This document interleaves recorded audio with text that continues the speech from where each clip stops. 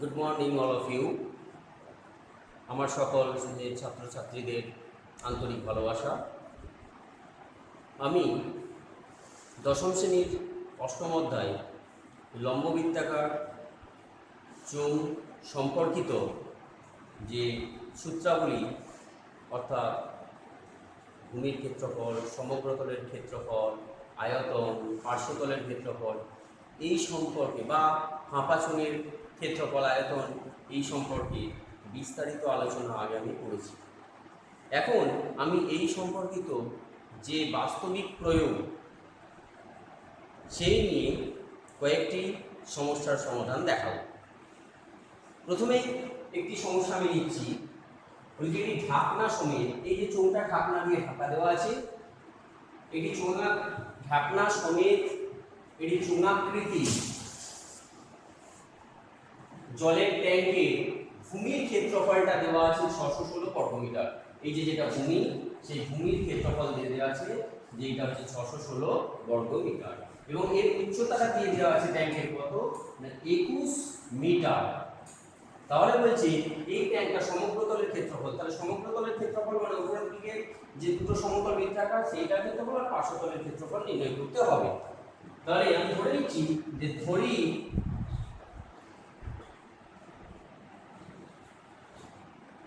লম্ব বৃত্তাকার ট্যাঙ্কের ভূমির ব্যাসার্ধ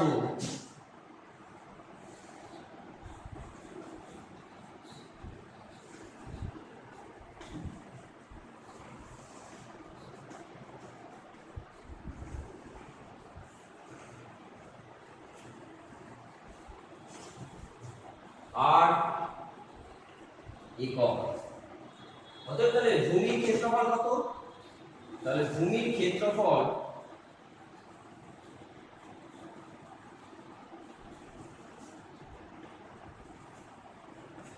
পাই আর স্কয়ার বর্গ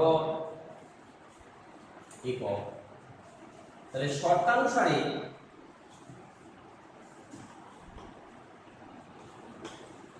পাই আর স্কয়ার সমান বলা আছে 616। তাহলে আর স্কয়ার সমান 616 ডিভাইডেড বাই পাই, তাহলে 616 ভাজিত 22 গুণিত 7, 11 গুণে 22, 11 5 55, 6 6 66, 11 6 66, 28। তাহলে এটা আসছে কত 28 ইনটু 7, তার মানে এটা কত 4 ইনটু 7 ইনটু 7। অতএব আর সমান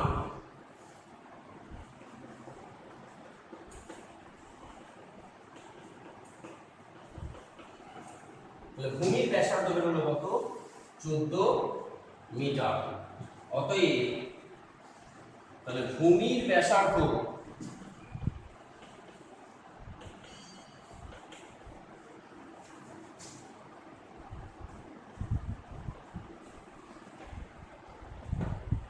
মিটার। এবার সমগ্র তলের ক্ষেত্রফল চেয়েছি, তাহলে ট্যাঙ্কে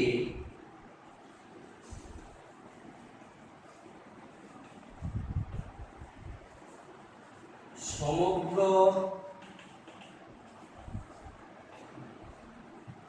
তলের ক্ষেত্রফল, তাহলে সমগ্র তলের ক্ষেত্রফল মানে এই একটা বৃত্তাকার এই একটা বৃত্তাকার, তাহলে 2 পাই আর স্কয়ার, তাহলে 2 পাই আর স্কয়ার, তার সাথে পার্শ্বতলটা আছে, পার্শ্বতলের ক্ষেত্রফল কত 2 পাই আর ইনটু h, তাহলে 2 পাই আর ইনটু h বর্গ একক। তাহলে এখান থেকে তাহলে 2 পাই কমন নিয়ে নিলে 2 পাই আর কমন নিলে r প্লাস h এত বর্গ মিটার।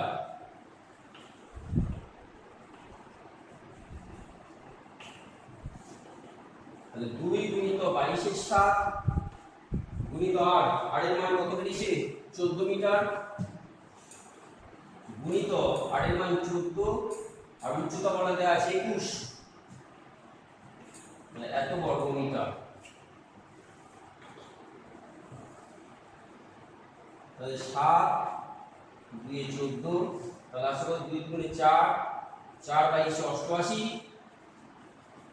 গুণিত 4 আর 1 5, 2 আর 1 3 বর্গমিটার। তাহলে 88 গুণিত 35, 88, 8 5 40, 4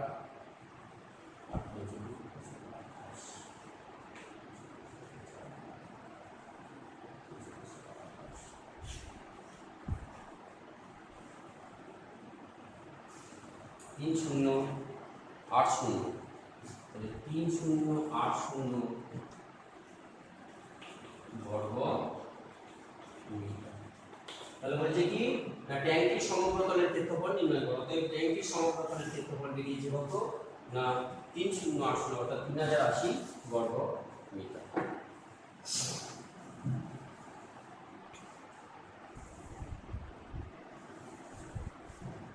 এরপর বলছে যে এই দুমুখ খোলা একটা ফাঁপা চোঙ আছে, দুটো মুখ তার খোলা আছে।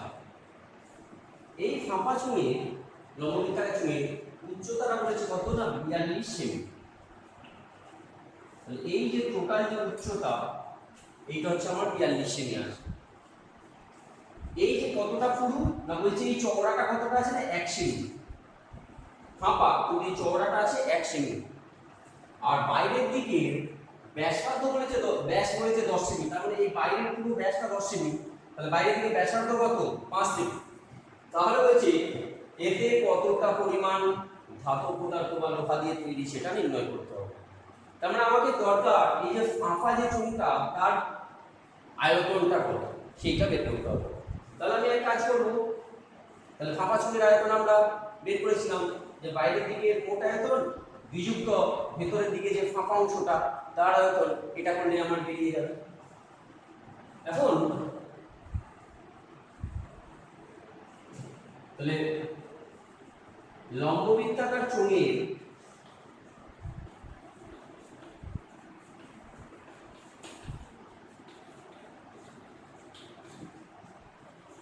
বহির্ব্যাস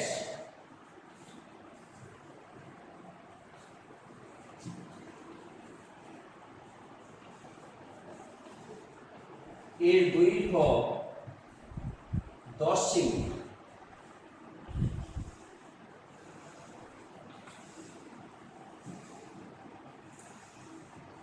তাহলে লম্ববৃত্তাকার চোঙের বহির ব্যাসার্ধ কত বের করি। তাহলে বহির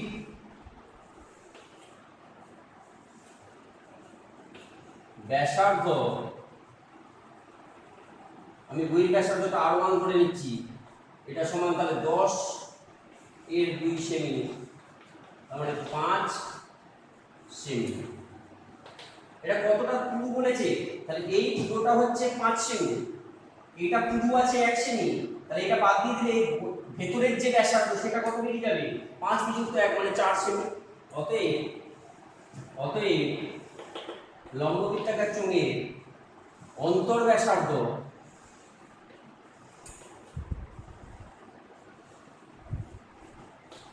সেটা আমি 8 ধরে নিচ্ছি, তাহলে 5 বিযুক্ত 1 সেমি, যেহেতু 1 সেমি পুরু বলা আছে তার মানে বেরোলো কত 4 সেমি। এরপর আমাকে বের করতে হবে এর আয়তন। এখন আমরা জানি তাহলে বাইরের দিকে আয়তনটা পাই R1 স্কয়ার h, ভেতরের দিকেটা হচ্ছে R2 স্কয়ার h পাই।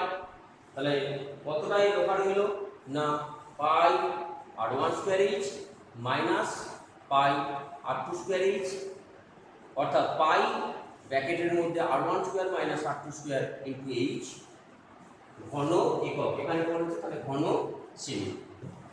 তাহলে অতএব ফাঁপা চোঙটির আয়তন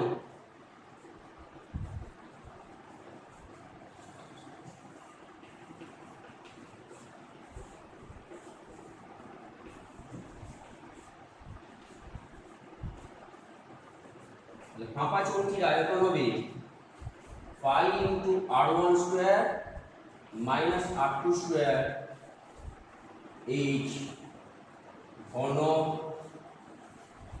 একক। তার মানে 5 মানে 22 এর সাত, r1 স্কয়ার মানে 5 তার square minus 4 square into h মানে আছে 42 এত ঘন সেমি। তাহলে এখান থেকে আসছে কাটাকাটি করলে 7 6 42, তাহলে 22 গুণিত 25 মাইনাস 16 গুণিত 6 ঘন সেমি। তাহলে 22 গুণিত 9 গুণিত 6 ঘন সেমি। তাহলে এটা আসছে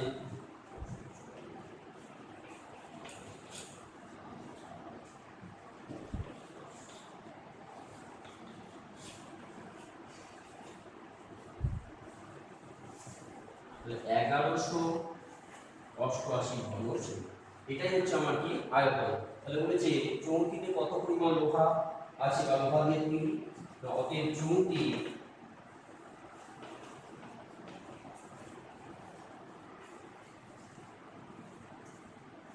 এগারোশো অষ্টআশি ঘন সেমি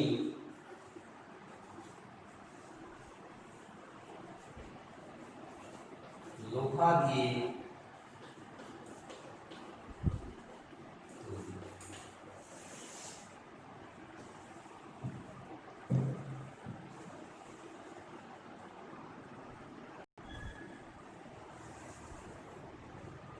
এখন যে আমরা করছি এটা কিন্তু খুব ইম্পর্টেন্ট। বলেছে এই ফাঁপা লম্ববৃত্তাকার চুনাকৃতি লোহার নলে বইয়ের ব্যাসার্ধ বাইরের দিকে যে ব্যাসার্ধ সেটা 5 সেমি, ভেতরের দিকে যে ব্যাসার্ধ সেটা হচ্ছে 4 সেমি এবং এই সমগ্রতলের ক্ষেত্রফলটা দেওয়া আছে। তাহলে বলছি নলটির উচ্চতা কত, আমি ধরে নিচ্ছি নলটির উচ্চতা h একক। তাহলে ধরি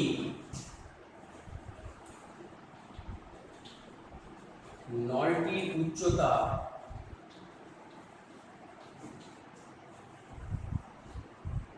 h একক। তাহলে সমগ্রতলের ক্ষেত্রফল লম্ববৃত্তাকার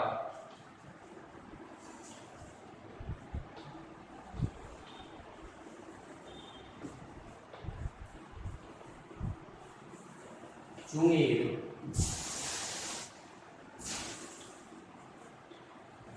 সমগ্র তলের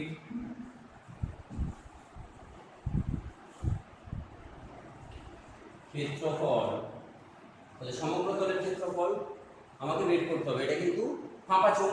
তাহলে আমরা জানি সমগ্র তলের ক্ষেত্রফল কত না 2 পাই ইনটু r1 প্লাস r2h, আমরা একটু আগে এগুলো নির্ণয় করেছি, প্লাস 2 পাই into r1 square minus r2 square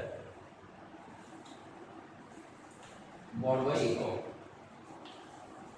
যেখানে r1টা হচ্ছে অন্তর ব্যাসার্ধ, r1টা এখানে আমি ধরেছি কি r1টা হচ্ছে বহির ব্যাসার্ধ এবং r2টা হচ্ছে অন্তর ব্যাসার্ধ। যেখানে তাহলে এখানে আমার r1 এর মান কত, r1 হচ্ছে 5 সেমি, r2টা কত 4 সেমি, আর h টা আমি ধরে নিয়েছি। তাহলে এখান থেকে আমি বলতে পারবো যে যেখানে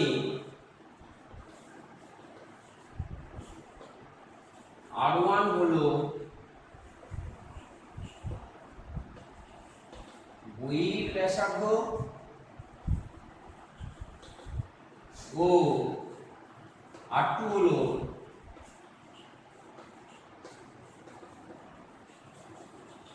অন্তর ব্যাসার্ধ।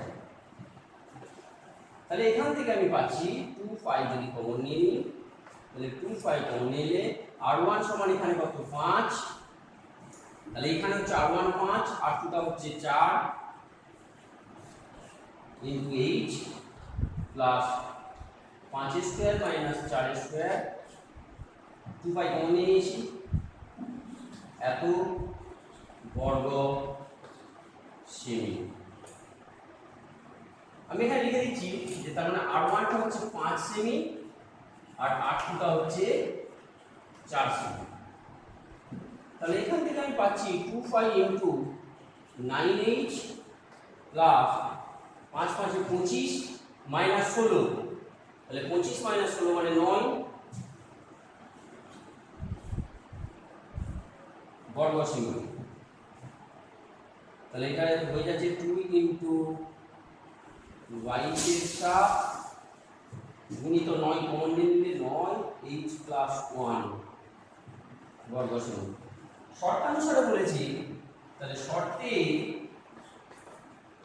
2 ইনটু 22 গুণিত 9 ইনটু h প্লাস 1 সমগ্র তলের ক্ষেত্রফল বলা আছে 1188 বা তাহলে h প্লাস 1 এর মানটা হচ্ছে 1188 গুণিত 7 ডিভাইডেড বাই 2 ইনটু 22 ইনটু 9।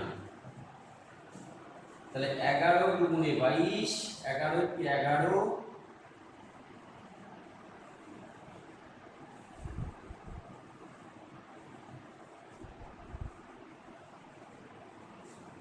9 কে 9 10, 9 দুগুণে 18, 2 6 12, 2 3 6, তাহলে হয়ে যাচ্ছে কত 21, 7 3 21।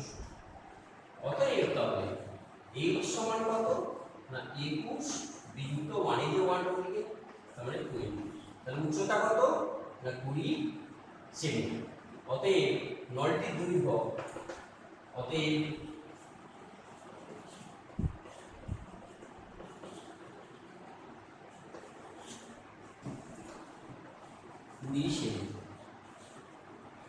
আমরা অনেকেই পরীক্ষার খাতায় এই উত্তরটা লিখি না বা লিখলেও হয়তো এই এককটা দিতে ভুল করে ফেলি। এইগুলোর জন্য কিন্তু এই উত্তরটা লেখার জন্য কিন্তু আলাদাভাবে মার্কস থাকে, তাই সেইটার দিকে একটু আমাকে নজর দিতে হবে।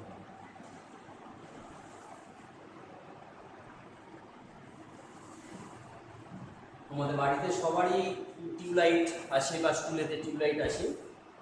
তো এই টিউবলাইট আমি বলেছিলাম যে অঙ্ক কোথায় কোথায় আমাদের বাস্তব ব্যবহার হয় সেগুলো একটু দেখতে হবে। তো এই যে টিউবলাইট আমি ধরে নিচ্ছি এটা একটা টিউবলাইট, বলে দিয়েছে টিউবলাইটের বহির পরিধি বলে দিয়েছে 105 সেমি। এই যে বহির পরিধি বাইরের দিকে যে পরিধিটা সেটা 105 সেমি এবং এই যে পুরু বলছে এইটা কতটা চওড়া টিউবলাইটের এই কাঁচটা না 0.2 সেমি পুরু। তাহলে বলছে এই 5টা টিউবলাইট তৈরি করতে কত ঘনসেমি কাঁচ লাগবে। আগে আমি বের করি যে একটা টিউবলাইট তৈরি করতে কত ঘনসেমি কাঁচ লাগবে, তারপর ইনটু 5 করে দেবো, তাহলে 5টা টিউবলাইট তৈরি করতে আমার কত ঘনসেমি কাঁচ লাগবে সেটা আমি বের করতে পারবো। তাহলে ধরে নিচ্ছি যে ধরি টিউবলাইটে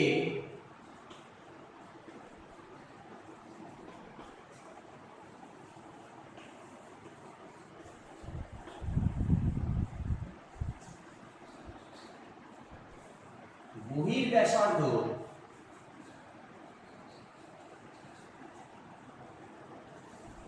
R1 একক, অন্তর ব্যাসার্ধ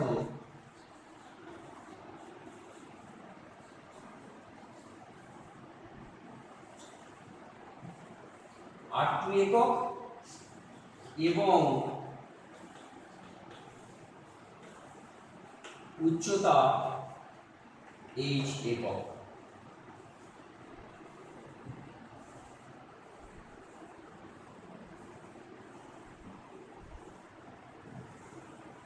তাহলে এই লম্বাটা বলেছে 105 h একক, তার মানে এটা বলে দিয়েছে 105 সেমি। বহির পরিধি বলেছে 11 সেমি, তাহলে শর্তানুসারে ওই পরিধি কত? এটা যদি r1 হয় তাহলে এই পরিধিটা কত? 2 পাই r1। তাহলে বহিঃ পরিধি হবে, আচ্ছা বহিঃ পরিধি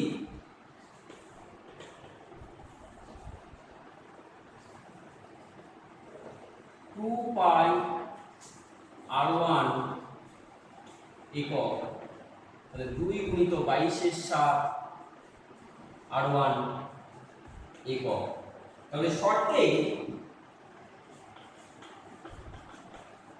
2 গুণিত 22/7 গুণিত r1 সমান বলেছে 11 সেমি। তাহলে r1 সমান 11 গুণিত 7 ডিভাইডেড বাই 2 ইনটু 22। তাহলে 22 মানে 2, তাহলে আসছে 7 এর 4, তার মানে 4 একে 4,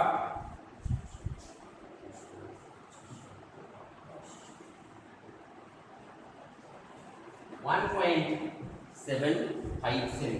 তাহলে বহির ব্যাসার্ধ হচ্ছে 1.7। অতএব r1 টা বের হচ্ছে কত? 1.757। টিউবলাইটের পুরো কতটা বলেছে? 0.2 সেমি। তাহলে টিউবলাইটটি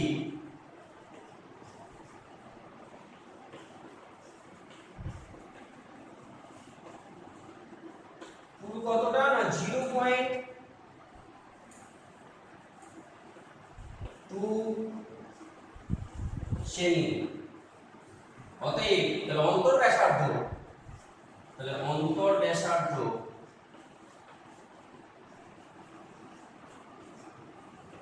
r2 তাহলে কত হবে? ওই মোট এটা বেরিয়েছে তার থেকে পুরোটা বিয়োগ করে দিলে অন্তর ব্যাসার্ধটা পেয়ে যাব। তাহলে 1.75 বিয়োগ 0.2 সেমি,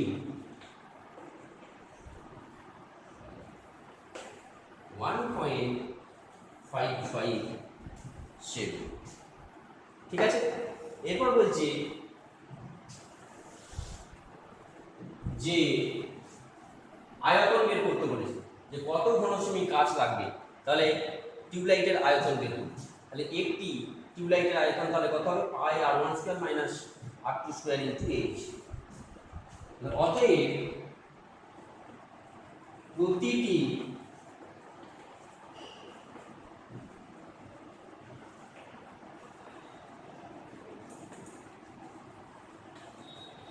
টিউবলাইটে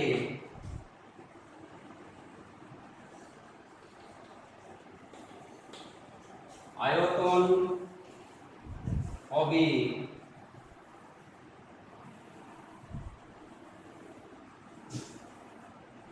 পাই r1 স্কয়ার h মাইনাস, তাহলে পাই into r1 square minus r2 square into h এত ঘন সেমি। তাহলে এখান থেকে হচ্ছে পাই মানে 22/7, r1 মানে আমরা কত লিখেছি? r1 হচ্ছে 1.75 মাইনাস r2 হচ্ছে 1.55, 1.55 ইনটু h কত বলেছে? 105 এত ঘন সেমি। তাহলে এটা যদি 7 দিয়ে কেটে দিই, 7 থেকে 7, 7 5 35, 15। তাহলে 22 গুণিত 15, এটা a plus b minus b করে একটু সহজ হবে। তাহলে 1.75 প্লাস 1.55 ইনটু 1.75 বিযুক্ত 1.55 ঘন সেমি।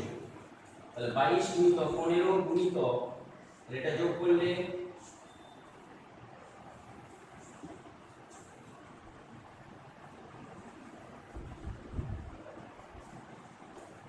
তাহলে 3.3 গুণিত, এটা বিয়োগফলটা পাও জানি, তাহলে এটা 0.2,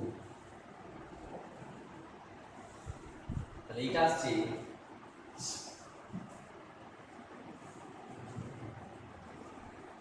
তাহলে 22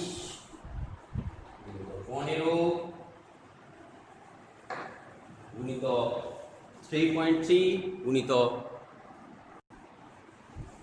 অতএব 5টি টিউবলাইট তৈরি করতে